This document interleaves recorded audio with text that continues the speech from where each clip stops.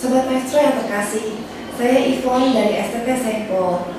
Tema kita hari ini adalah karunia yang dimiliki seseorang adalah suatu potensi yang harus dikembangkan.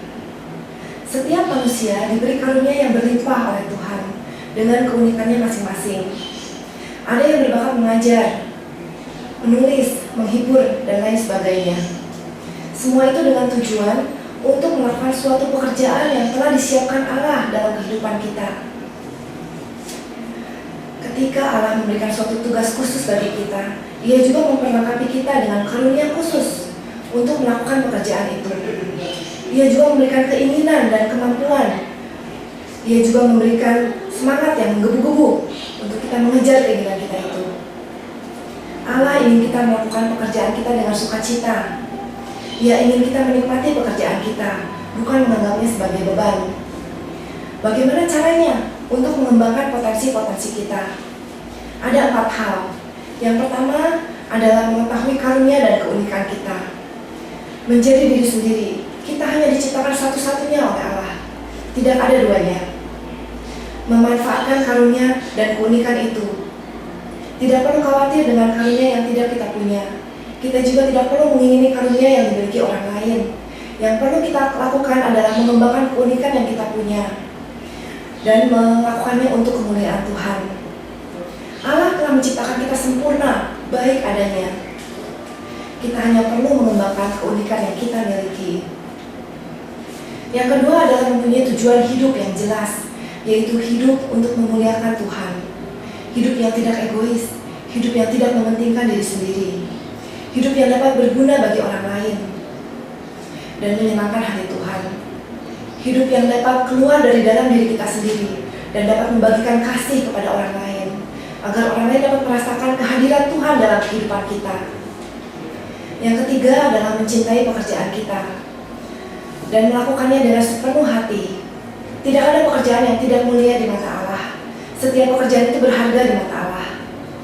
Apapun yang Tuhan percayakan dalam kehidupan kita, lakukan itu dengan yang terbaik, seperti untuk Tuhan, bukan untuk manusia. Tidak ada pekerjaan yang terlalu kecil, terlalu sepele.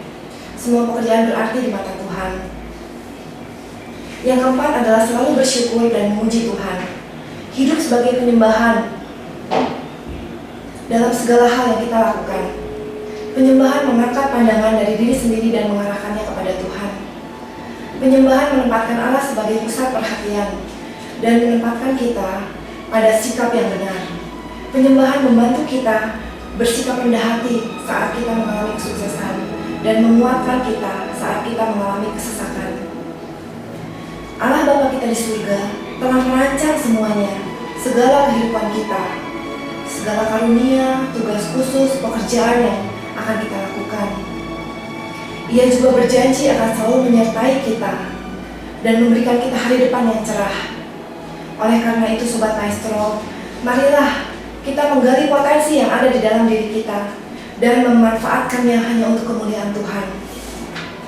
Karunia adalah suatu anugerah, dalam bahasa Inggrisnya adalah gifts.